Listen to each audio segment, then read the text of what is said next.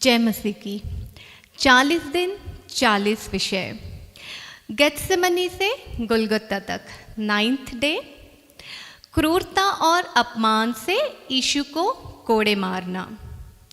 मत्ती 27 वचन, मत्ती 27 अध्याय 26 वचन। इस पर उसने बरअब्बा को उनके लिए छोड़ दिया और यीशु को कोड़े लगवाकर सौंप दिया कि क्रूस पर चढ़ाया जाए। और हाकिम की यह रीति थी कि उस पर्व में लोगों के लिए किसी एक बंधुए को जिसे वे चाहते थे छोड़ देता था। उस समय बरअब्बा नाम उन्हीं में का एक नामी बंधुआ था। जब वे इकट्ठे हुए तो पीलातुस ने उनसे कहा, तुम किस को चाहते हो कि मैं तुम्हारे लिए छोड़ दूं, बरअब्बा को या यीशु को जो मसीह कहलाता है। वचन कहता है जब यीशु मसीह को पीलातुस के पास लेके गए तो वहाँ का एक नियम था, जब एक नए बंदी को वहाँ पर ले जाया जाता है तो इससे पहले, यानी जो इनसे पहले बंदी में था, उस ग्रुप में से किसी एक को छोड़ने का नियम था वहाँ पर।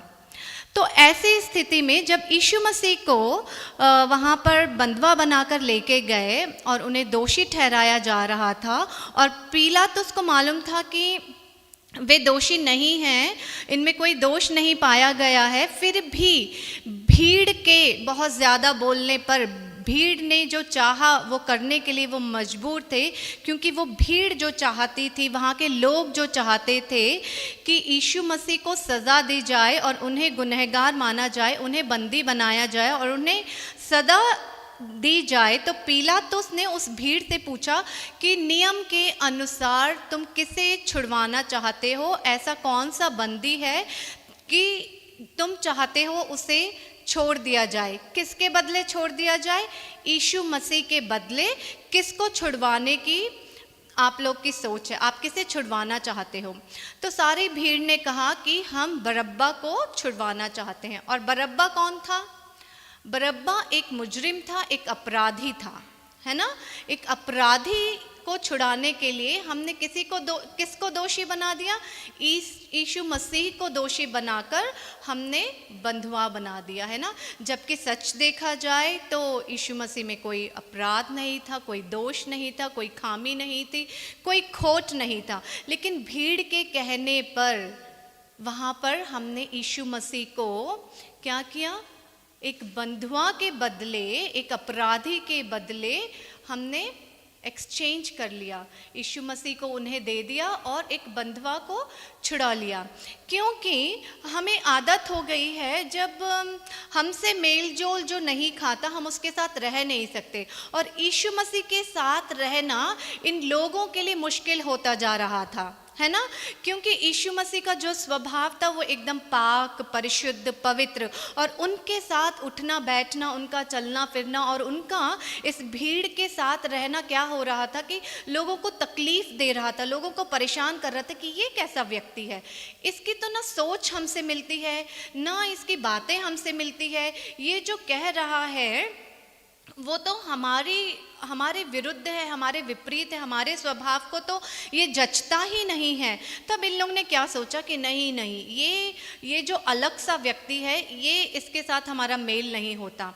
तो इस भीड़ को क्या लगा कि ऐसा कोई व्यक्ति होना चाहिए जो हमसे मेल खाता हो, और हमारा जो एक साथी बंधुआई में चला गया है उसको हम छुड़ाते हैं और यीशु मसीह को उनके बदले में हम दे देते हैं।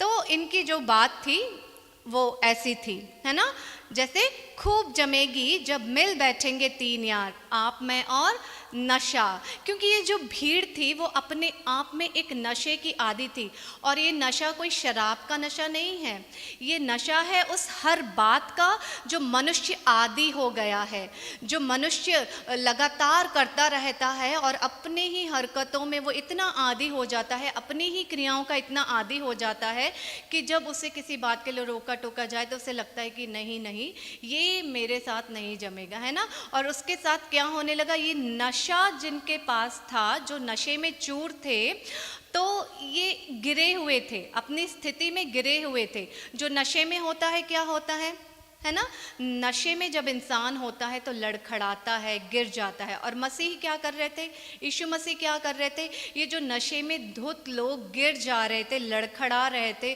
जिनको अपनी समझ नहीं थी, ज्ञान नहीं था, उन्हें नहीं समझ में आ रहा था कि क्या कर रहे हैं, उनके अंदर अज्ञानता का नशा था, मूर्खता का नशा था, क्रोध का नशा था, है ना, व्यभिचार का नशा था, चोरी, लूटमार, हिंसा, है ना, ये पूरा जो समाज था ये इन चीज़ों से भर चुका था, नाश हो रहा था, नष्ट हो रहा था।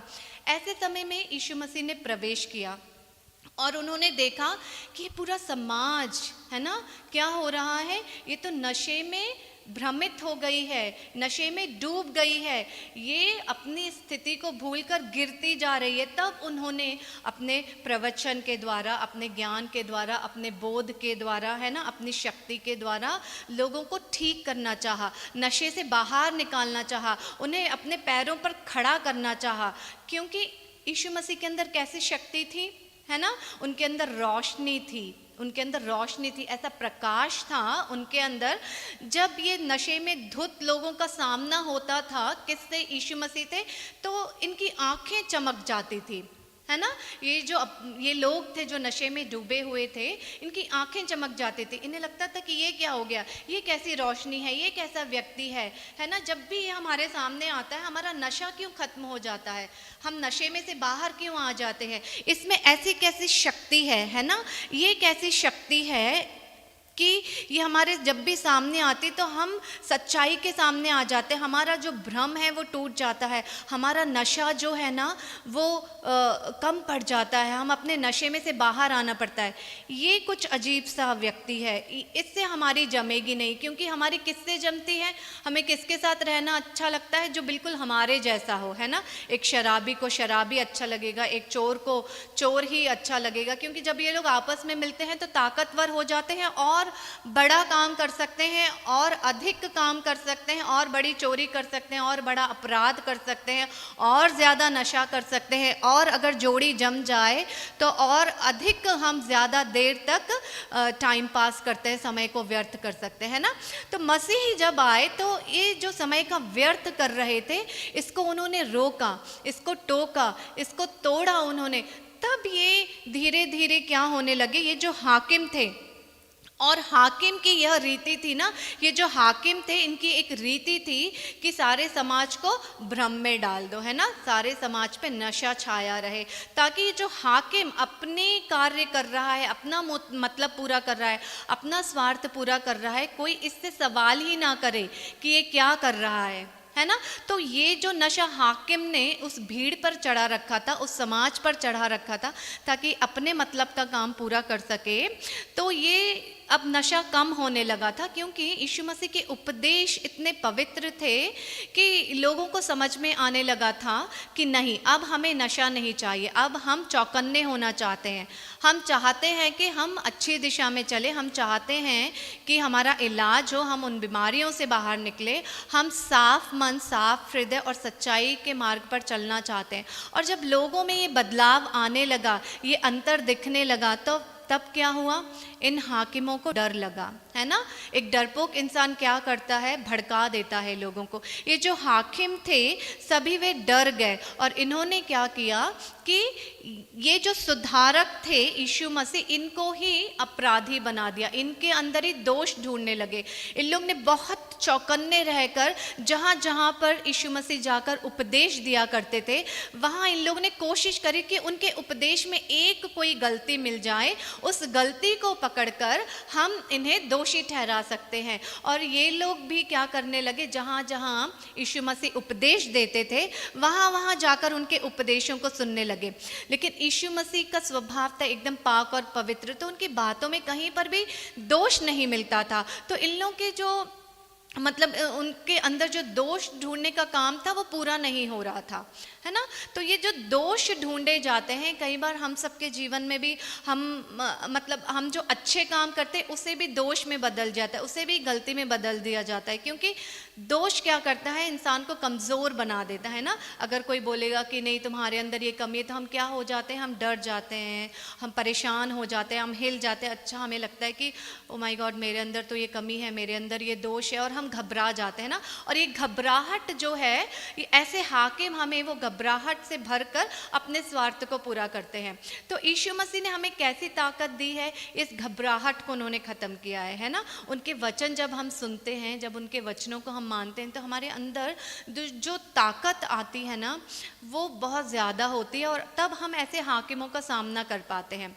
लेकिन अब हाकिमों को डर ये था कि अब तो भाई सारे लोगों को समझ में आने लगा है कि जो हम हैं, हमारे जो काम हैं वो दोष से भरे हुए हैं। अगर सारा समाज जाग गया, इस नशे से बाहर आ गया, तो फिर हमारा काम कैसे निकलेगा, हमारा मतलब कैसे पूरा होगा, हम कैसे अपने उद्देश्य को पूरा कर पाएंगे, है ना।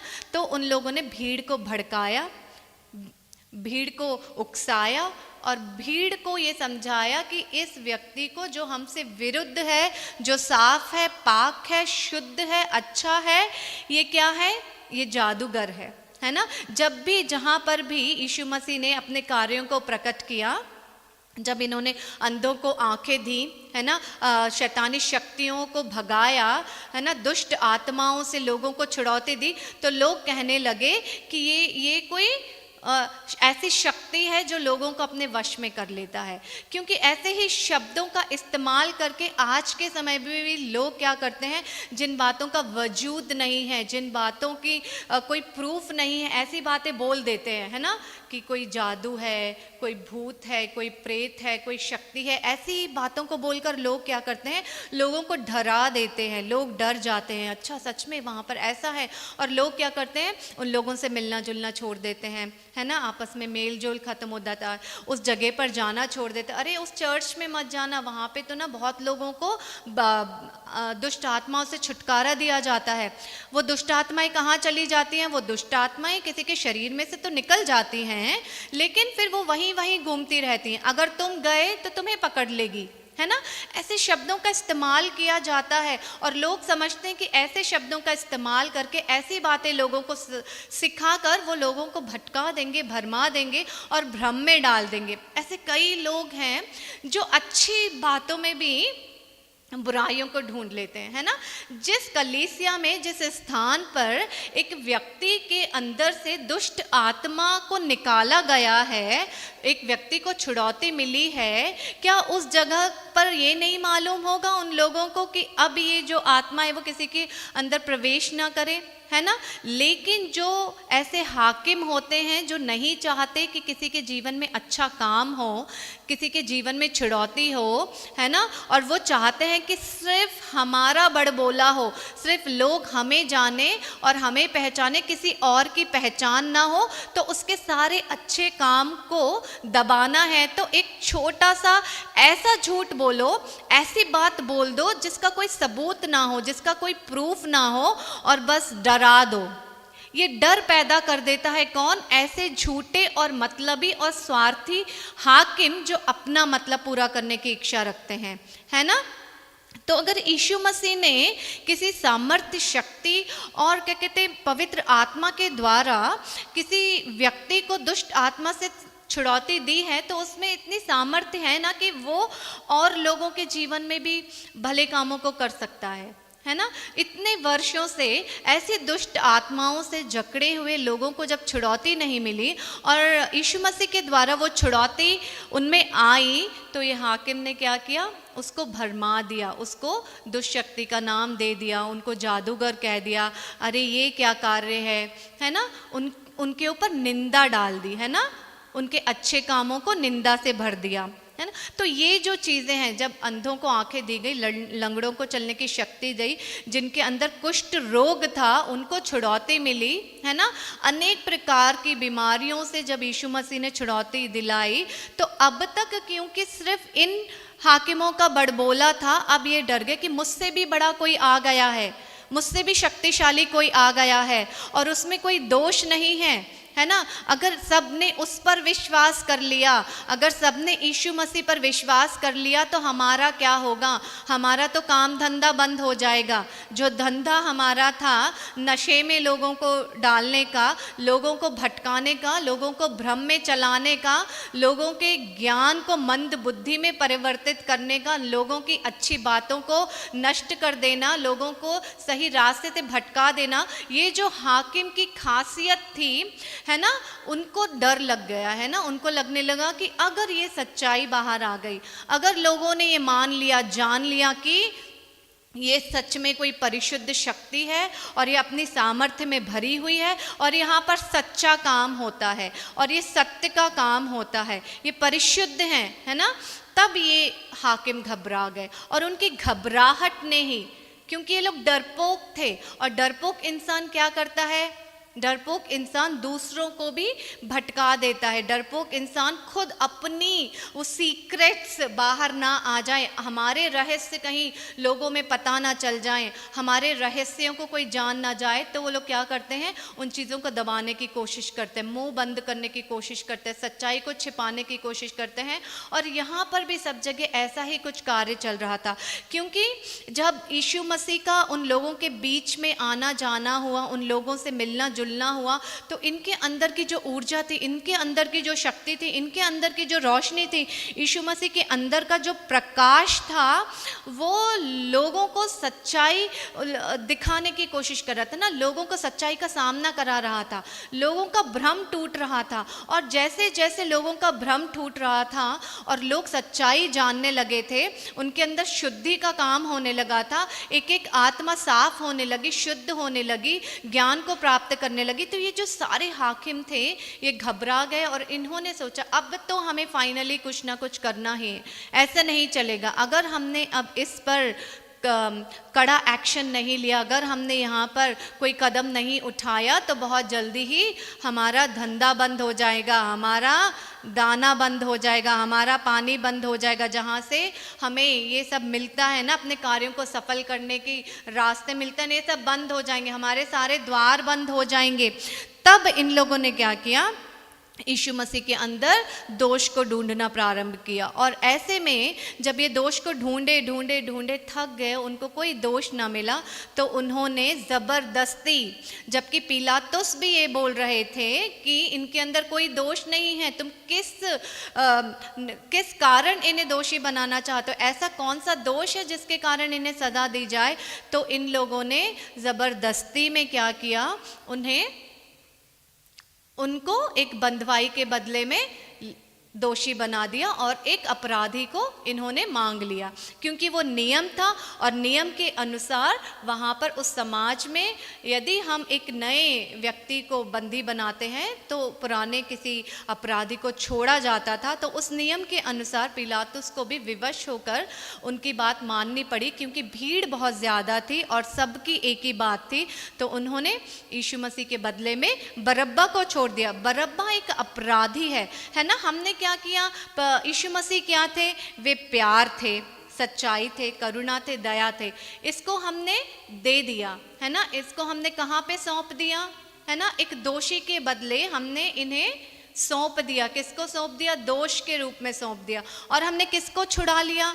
हमने छुड़ा लिया एक अपराधी को। हमारे जीवन में भी हम कई बार इन सारी बातों को छोड़ देते हैं और हम अपराधी, मतलब हम अपने लोगों का, ये मेरे लोग हैं, ये मेरे अपने हैं करके हम अपराधी होने के बावजूद भी, गलत होने के बावजूद अपने उन लोगों का साथ देते हैं, है ना। तो यही वचन हमें सिखा रहा है। आज 9th डे में हमें वचन ये सिखा रहा है, सही हो या गलत हो, अगर सत्य वचन तुम्हारे पास है, अगर यीशु मसीह का ज्ञान तुम्हारे पास है, वो तुम्हारा हो या बाहर का हो, वो तुम्हारा अपना बंदा हो, है ना, तब भी तुम्हें न्याय की बात करनी है। यदि तुम प्यार के बदले एक अपराधी को छुड़ा लोगे, सच्चाई के बदले एक दोषी को छुड़ा लोगे, करुणा के बदले तुम एक चोर को बचा लोगे, है ना, दया के बदले तुम एक खूनी को बचा लोगे, तो ये सारी चीज़ें तुम्हारे जीवन में काम करने लगेंगी, तुम भी दोषी बन जाओगे, है ना। जो अच्छा काम कर रहे हैं, जो तुम्हें प्यार देने के लिए आए हैं, जो तुम्हें सहारा देने के लिए आए हैं, जो तुम्हें सही राह देने के लिए आए हैं, तुम्हें छुड़ौती देने के लिए आए हैं, उनको हम बेकार में, बेमतलब में बंदी बना रहे हैं, उनको दोषी बना रहे हैं। क्यों बना रहे हैं? क्योंकि ऐसे हाकिमों ने जो भ्रम हमारे अंदर डाल दिया है, उसकी वजह से हमने सारी अच्छाई को बेच दिया, है ना। और किसको छुड़ा लिया हमने? एक अपराधी को छुड़ा लिया। अब जब अपराधी छूट गया तो हमारे चारों तरफ कौन रहेगा? अपराधी ही भरे रहेंगे। अगर हमने चोर को छुड़ा लिया है तो हमारे आसपास चोर रहेंगे, अपराधी को बचा लिया है तो हमारे चारों ओर अपराधी रहेंगे, है ना। हम जैसे लोगों को छुड़ाएंगे वैसे ही भीड़ बढ़ती जाएगी ना। जो नशे में हैं उन्हें तो नहीं मालूम कि वे क्या कर रहे हैं, लेकिन जो होश में हैं उन्हें आवाज़ उठानी चाहिए थी ना। लेकिन बात यह है कि वहाँ पे एक भी व्यक्ति ऐसा ना मिला जो होश में होता और वो ये कहता कि नहीं, बरअब्बा के बदले हम यीशु मसीह को नहीं सौंपेंगे। सबकी एक ही बात थी, है ना, सबकी एक ही बात थी कि यीशु मसीह को बंदी बनाया जाए, उन्हें दोषी माना जाए और उन्हें सज़ा दी जाए और उनके बदले एक अपराधी बरअब्बा को छुड़ाया जाए। और ये सब लोग सोच रहे थे कि ये इनकी ताकत की वजह से हो रहा है, इनके ज्ञान की वजह से हो रहा था, और इन्हें अपने ऊपर बहुत शान महसूस हो रही थी, इन्हें अपने आप में गर्व महसूस हो रहा था, इन्हें लग रहा था, इस हाकिम को लग रहा था कि मेरी चाल सफल हो गई है, मैंने जो चाहा था वो हो गया है, मैंने अपनी चाहत से, है ना, सबको बुद्धू बना दिया और ये सब लोग मेरी ही बात मानकर बरअब्बा को छुड़ा रहे हैं और यीशु मसीह को दोषी बना रहे हैं। लेकिन सत्य ये था, एक और सत्य है जो छिपा हुआ था, सत्य ये था कि यीशु मसीह अपना वो काम कर रहे थे जो उनके पिता ने उन्हें सौंपा था, है ना। जो इस प्रकृति में, इस पृथ्वी पर उन्होंने मनुष्य के रूप में जन्म लेकर उन्हें पूरा करना था, यीशु मसीह तो वही कर रहे थे। लेकिन ये मूर्ख लोग सोच रहे थे कि ये हमारी चाल सफल हुई और हम कर रहे हैं। लेकिन यहाँ पर प्रकृति यीशु मसीह के साथ थी, सृष्टि यीशु मसीह के साथ थी और सब लोग अपना अपना काम कर रहे थे, है ना। यहोवा परमेश्वर का उद्देश्य पूरा करने के लिए यीशु मसीह वहाँ पर खामोश रहे और वे चाहते थे, यीशु मसीह खुद चाहते थे कि बरअब्बा की छुड़ौती हो और ये वहाँ पर जाएंगे, क्योंकि उनका परम धर्म और उनका मकसद ही ये था मनुष्य के रूप में जन्म लेने का, कि वो दोषी को बचाने आए थे, है ना, वो कमज़ोर को बचाने आए थे, वो जो व्यक्ति जिसके पास कोई दिशा नहीं है उसे दिशा देने आए थे, है ना, दिशाहीन को सही दिशा देने के लिए वो आए थे, हमारी अवस्था को ठीक करने आए थे, हमारी छुड़ौती के लिए ही तो उनका जन्म हुआ था। तो यहाँ कैसे, मतलब ये मूर्ख सोच रहे थे कि मैं बहुत ग्रेट हूँ, मेरी चाल सफल हुई और मैं कर रहा हूँ, ये मेरी सृष्टि है। लेकिन बाद में जब आगे बढ़ते हैं तो हमें पता चलता है कि ये सारी जो भी बातें वहाँ हो रही थी इस वजह से नहीं हो रही थी कि यीशु मसीह कमज़ोर हैं या वो जवाब नहीं दे सकते या उन्हें अपने आप को निर्दोष साबित करने का कोई कारण उनके पास नहीं है, क्योंकि वे सिर्फ अपना उद्देश्य पूरा करते, जो उनका जन्म का उद्देश्य है वो उसे पूरा करना चाह रहे थे, इसीलिए वो खामोश रहे और उन सारी बातों को होने दिया। और ये मूर्ख अपने आप पे गर्व करते रहे, घमंड करते रहे और इन्होंने उस अपराधी को छुड़ा लिया और सच्चाई को, प्यार को, करुणा को, दया को बंदी बना लिया। इसीलिए बाद में जब आगे हम पढ़ते हैं तो यीशु मसीह के सूली पर चढ़ाए जाने के बाद वहाँ पर अनेक कष्ट आए, है ना, अनेक दुख का सामना करना पड़ा, लोगों के अंदर अनेक प्रकार की समस्याएं बढ़ती चली गईं और लोग विवश हो गए और बहुत सारी मतलब समस्याओं का सामना करना पड़ा लोगों को, है ना। ये सारी बातें हमें ये बताती हैं कि हमने किसके बदले में क्या लिया है। हमने एक बुरी चीज़ को बचाने के लिए, एक अपराधी को बचाने के लिए उन सारी अच्छी बातों को बंदी बना दिया। अगर अब हमें वो अच्छी बातें चाहिए हैं, अगर अब हमें यीशु मसीह का साथ चाहिए है, अब अगर हमें करुणा, दया और प्यार चाहिए है, तो हमें बहुत अधिक प्रयास करना होगा। क्योंकि जब वो शरीर में थे तो बहुत सुलभ थे, है ना, हम आसानी से उनसे अपने सारे काम करवा लेते थे, उनके पास जाते थे, अपनी बीमारी का इलाज करवा लेते थे, उनके पास जाते थे, हम अपने दुख को दूर कर लेते थे, है ना, अब उनके पास जाते थे, वो सारे काम जो हम नहीं कर पाते थे और हमारे लिए कोई और नहीं कर पाता था, यीशु मसीह के द्वारा हम करवा लेते थे। लेकिन अब जब हमने अपने ही हाथों से उन सारी बातों को बंदी बना दिया है और उसके बदले हमने अपराधी को छुड़ा लिया है, अब फिर यदि हमें हमारे जीवन में वो प्यार, सच्चाई और करुणा चाहिए है, तो हमें बहुत अधिक प्रयास करना है। फिर हमें अपने आप को एक नया जन्म देना है ना। और ये नया जन्म लेने के लिए हमें क्या करना है, हमें बपतिस्मा लेना है, फिर उस रक्त और शरीर से अपना शुद्धिकरण करना है, हमें प्रयास करना है, हमें पश्चाताप करना है, और तब फिर आत्मिक रूप से हमारे जीवन में जो बदलाव होगा, तब ये अपराधी को जिसको हमने मोल ले लिया था ना, वो अपराधी चला जाएगा और उसके बदले हमारे जीवन में क्या आ जाएगा, फिर यीशु मसीह का प्यार, करुणा और दया और वो सच्चाई हमारे जीवन में घर करने लगेगी। तो ये जो 40 दिन है ना, ये इसी प्रयास के लिए है। जो गलती हमने करी है, जो गलती हमने करी है कि अच्छाई के बदले एक अपराधी को छुड़ा लिया ना, हमने एक निर्दोष व्यक्ति को अपराधी बना दिया और एक अपराधी को जो छुड़ा लिया है ना, तो आज के समय में हमें उस गलती का प्रयास करना है, पश्चाताप करना है, ताकि जो गलती हमसे हो गई हमें उसका समाधान मिल सके। तो इन 40 दिनों में और अपने सारे जीवन में हमें इससे पछतावा करना ही है, तभी फिर से हम क्या कहते हैं, इस परिशुद्ध, पवित्र और ग्रंथ के द्वारा यीशु मसीह की उस सच्चाई को हम अपने जीवन में प्राप्त कर पाएंगे। यही हमारे जीवन का उद्देश्य होना चाहिए, यही हमारा मकसद होना चाहिए, यही हमारी सोच और विचार, राह और दिशा होनी चाहिए। क्योंकि अपनी गलती को सुधारने के लिए हमें यीशु मसीह के ज्ञान की ज़रूरत है, जो हमें पवित्र ग्रंथ के द्वारा मिलता है, और वो प्रयास करने की शक्ति हमें यीशु मसीह के नाम से प्राप्त होती है ना। हम उनके रक्त और बलिदान को व्यर्थ में ना जाते हुए अपने जीवन में फिर से एक बार यीशु मसीह से जुड़कर, उनके वचनों से जुड़कर, है ना, उनके रक्त का हमें न्याय करना है, जो त्याग और बलिदान उन्होंने किया है, और उसके बदले जो हमने अपराधी को हमारे जीवन में, हमारे समाज में, हमारे विचारों में जगह दी है, रिप्लेस करना है ना, रिप्लेस कर कर उसके लिए जो प्रयास होता है ना, वही ये 40 दिन का पूरा जो भी हमने फॉलो किया हुआ है, जो भी हम इन 40 दिनों में कोशिश करते हैं ना, अपने आप को फिर से रिबिल्ड करने की कोशिश करते हैं, फिर एक नयापन हम अपने जीवन में लाने की कोशिश करते हैं, फिर से हम चाहते हैं कि हमारी सारी जो बुराइयां हैं वो हमसे दूर हो जाए, है ना। और हमें बार बार करना है, ऐसा नहीं है कि कई लोग सोचेंगे